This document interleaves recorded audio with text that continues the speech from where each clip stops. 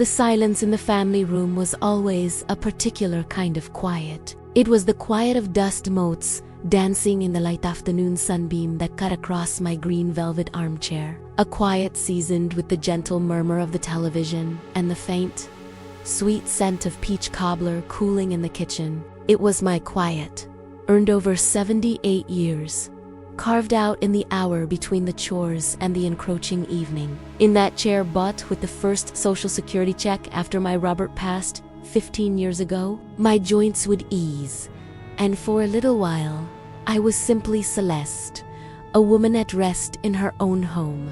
The front door didn't open. It was breached.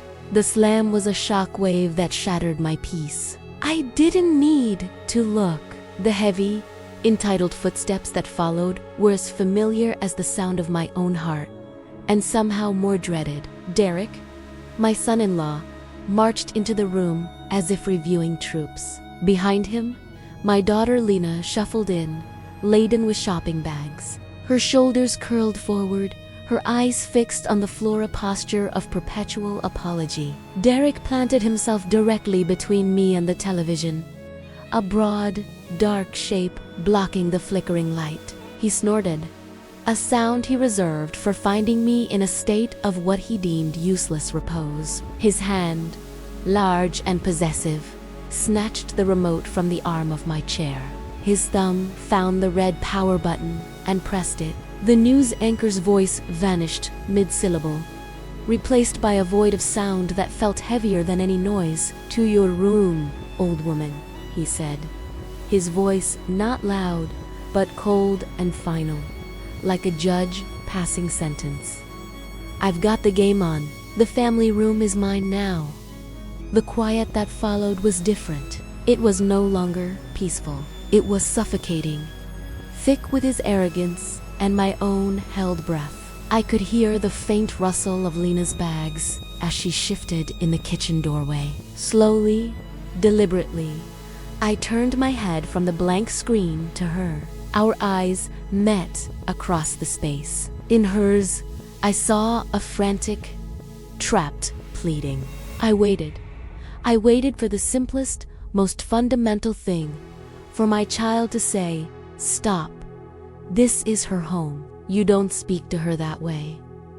Lena's gaze skittered away from mine. She looked down at her bags and began fussing with a twisted handle, as if solving that small problem was the most urgent task in the world. That small gesture, averted eyes, the busy hands, was a betrayal more profound than any shout. Derek's cruelty was a hammer blow. Lena's silence was the nail being driven in. A cold clarity washed over me, chilling the heat of shame and anger. It was the same clarity I'd felt 35 years ago at the county recorder's office, staring at a forged signature on a property deed. Emotion was a cloud. Facts were the bedrock beneath. Words could lie. Documents did not. I rose. My knees gave their familiar, dry protesto clicks that sounded, in that thick silence, like gavels. Derek had already thrown himself onto my sofa, the one Robert and I had saved for, his body claiming the space. He popped open a can of soda, the theft hiss obscenely loud, and didn't spare me a glance. To him, I had long ceased to be a person. I was atmosphere. I was furniture. I walked past him, past my daughter still frozen in the kitchen, and turned into my bedroom. I didn't lock the door. I didn't sink onto the bed to weep. I went to the bottom drawer of my dresser, moved aside carefully folded sweaters, and pulled out a stiff leather portfolio, the kind used for important bank business. From its depths, I retrieved a simple key ring and a blue folder, its pages held tight by an elastic band. My fingers, dry and speckled with age, slid between the sheets of paper. There it was, the warranty deed. The paper was faintly yellowed at the edges, but the words were ironclad. Grantor, Robert J. Everson, and Celeste M. Everson, joint tenants with rights of survivorship. Grantee, Celeste M. Everson, dated after Robert's passing. Below it, the current property tax statement. Owner, Celeste M. Evison. This was not a sentimental notion of home. This was a fact, inscribed and recorded by the state. I caught my reflection in the mirror above the dresser. Short, sensible gray hair, glasses on a chain, a soft linen tunic.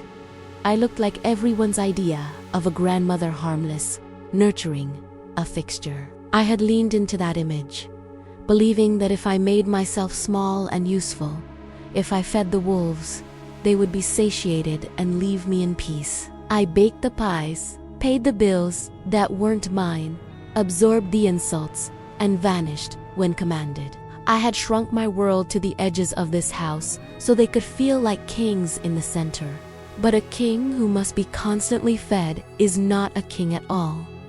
He is a parasite, and the moment the food stops, his power evaporates. I returned to the family room.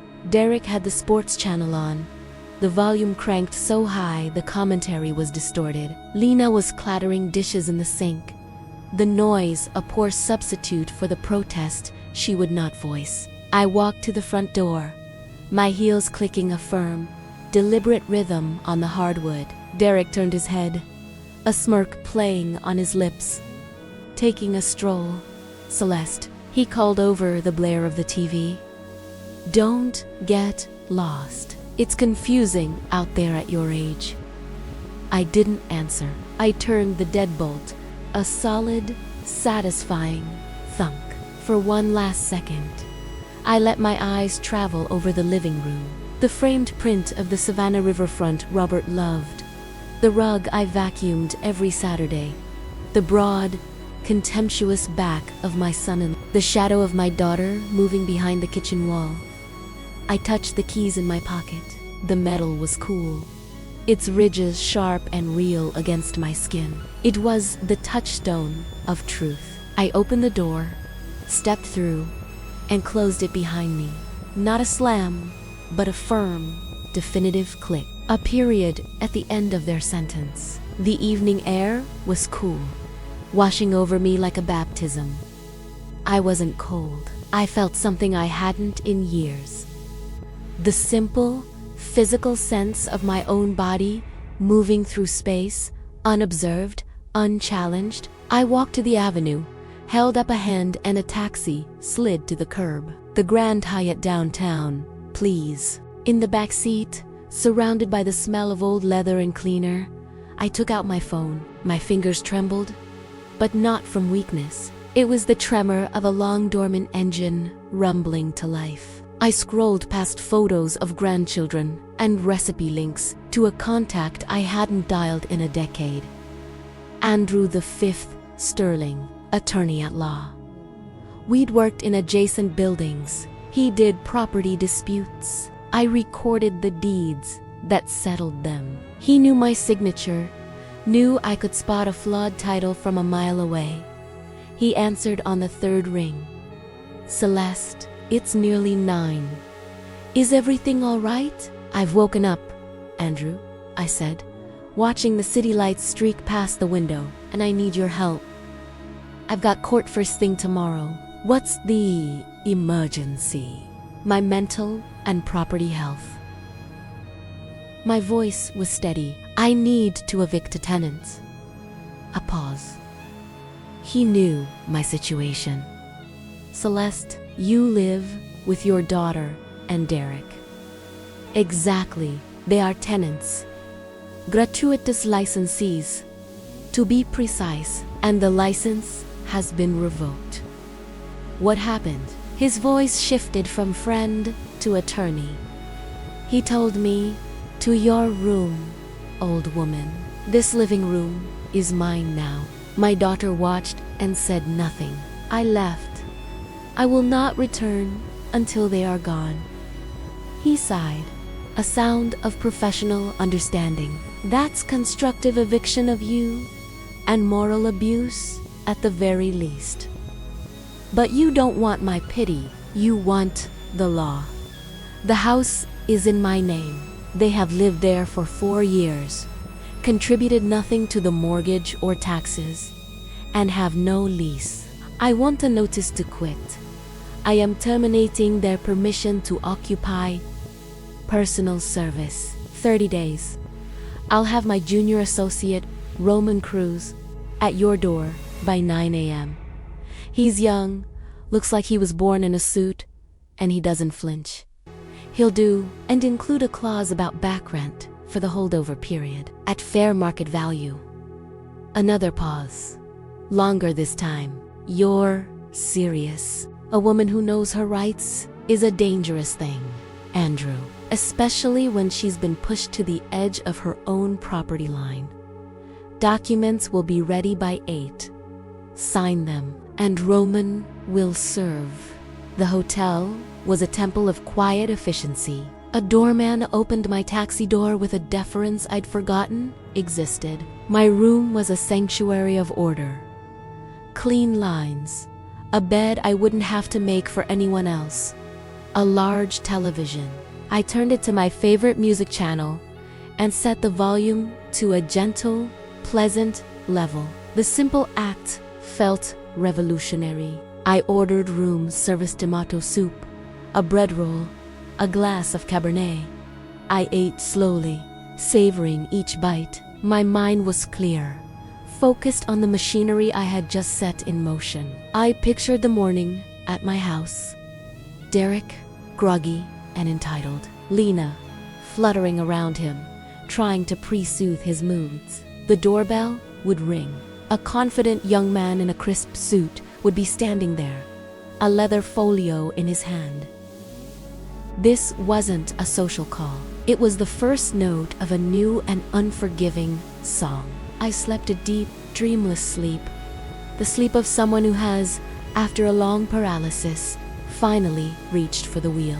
The conference room at Sterling & Associates was cool, the air smelling of lemon polish and earnest. I sat at the head of the table. Andrew was to my right. Before us lay my armor, driver's license, D, the freshly printed notice to quit. I wore my new uniform, tailored trousers, a cream silk shell, a blazer the color of twilight. I was not a grandmother pleading. I was the plaintiff. The door opened. Derek entered first, but his entrance was all wrong. The swagger was forced, layered over a foundation of panic. His shirt was rumpled, his tie a limp afterthought. Lena followed, a ghost of herself, clutching her purse as if it were a life preserver. "Sit," Andrew said, his voice a calm, neutral plane. "I'm not here for pleasantries," Derek blustered, yanking out a chair. "This is a farce. We've lived there for years. We have rights." I let the silence after his outburst hang, a tactic I'd learned from the best judges. "Rights are precisely why we are here," I said, my voice quiet but clear in the sterile room. "You have the right to receive this notice. The house is my separate property. You occupy it at my sufferance. That sufferance is now revoked. You have 30 days to vacate." Adverse possession, he spat, the legal term clumsy on his tongue. "We've possessed it openly. You can't just throw us out." I permitted myself a small, dry smile. "I processed adverse possession claims for 35 years, Derek. It requires the owner to be absent, non-paying, and non-object. I live there. I pay for everything, and I am objecting. In writing, you are not a possessor. You are a guest who has long overstayed his welcome." Andrew smoothly slid a copy of the notice across the table. "The notice is legally sufficient. Service has been affected. After 30 days, we will file for forcible entry and detain. We will also seek a judgment for fair market rent for the holdover period and the past 4 years of unjust enrichment. The figures are outlined on page 2. Derek's face flushed a mottled red. He turned to Lena. "Say something." This is your mother. She's destroying our family. Lena's mouth opened, but no sound came out. Her eyes were wide, terrified saucers, darting between Derek's fury and my impassive face. The silence stretched, broken only by the hum of the air conditioning. I opened another folder.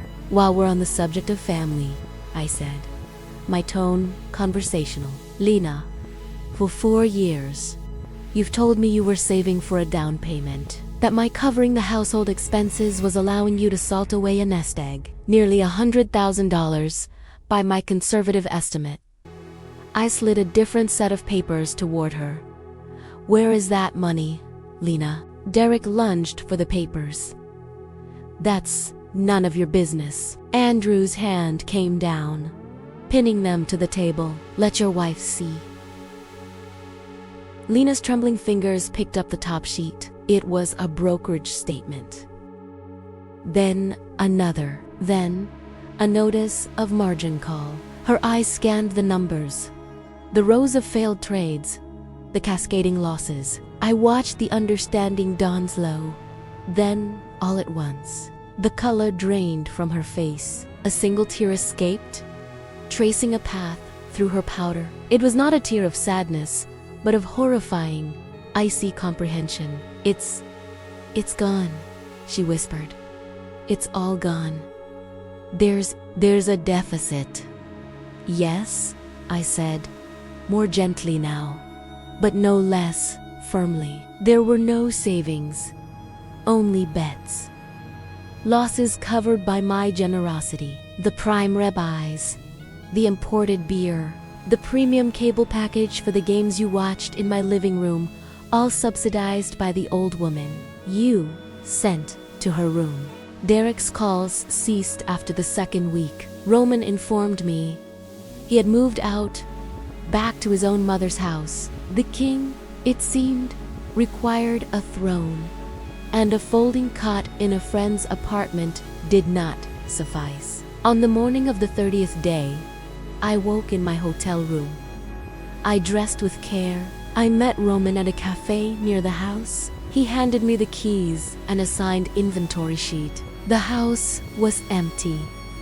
There were a few holes in the walls, some scuff marks on the floor. Nothing that couldn't be repaired. I stood at my own gate, the key cold in my hand. I took a deep breath and turned it. The door swung open. The air inside was stale, heavy with the absence of conflict and the ghost of unhappiness. I moved from room to room, opening every window. A clean, cool cross breeze swept through, carrying out the old air. I put on gloves and began to clean. Not a frantic scrubbing, but a methodical, ritual reclamation. I wiped away the dust, the grime, the lingering energy of disrespect. I washed the floors twice, the scent of pine cleaner replacing memory. I took down the print of the Savannah riverfront and rehung it a few inches lower, right where my asterisk I liked it best. I had hired a painter. He arrived the next day with colors. I chose a soft, warm peach for the family room. Are you sure? He asked. It's a bit bold. I smiled. I'm sure. As the first brushstrokes of peach covered the old, dingy white, I felt something inside me shift, aligning itself. This was no longer just a house I owned. It was a home I was creating for myself, by my own design. That evening, as the painter packed up, the doorbell rang. It was Lena. She stood on the porch, a small duffel bag at her feet, looking like a tentative traveler. Can I come in? She asked. Of course. She stepped inside and stopped, her eyes wide. She took in the clean floors, the empty spaces, the glowing peach walls. It's so quiet, she said. It's peaceful, I corrected gently. We sat in the kitchen. I made tea. She told me about her studio apartment, how small it was, how the faucet dripped, but how she loved locking the door and knowing the space on the other side was entirely hers. She told me she had filed for divorce. The lawyer says it should be straightforward, she said, holding her mug with both hands. He didn't contest it. There was nothing left to contest over. I nodded. I'm proud of you. Tears filled her eyes again. But these were different. They were tears of release. I'm sorry, Mama, for everything. For not seeing, for not speaking. The past is a fact, I said. We don't live there anymore. We live now. And we decide what happens next. Can I come here? Sometimes, just to visit. Not to stay, just to have tea with your mother. I finished for her. My door is always open to my daughter. The terms are just different now. She smiled, a real, wobbly smile. I think I can handle that. Word, as it does in certain circles, began to spread among women of a certain age, in the quiet corners of churches and community centers. My story became a whispered legend. Not the details, but the essence. Asterisk Celeste Evison took her house back. Asterisk my friend. Zoe called, then Olga. Then they brought Betty, Husin was suggesting she sign her house over to him. For a smart investment, Betty sat at my kitchen table, wringing her hands. Her eyes read, he says, I'm being selfish. He says he'll buy me a nicer place later. I pushed a cup of tea toward her. Betty, later, is a promise written on smoke. Now is the deed in your name. I laid out plain paper and pens. Let's write down what you want to say. I am not ready to sign over my house. I am happy to discuss my will. That's all. You don't have to argue. You just have to repeat it. We practiced.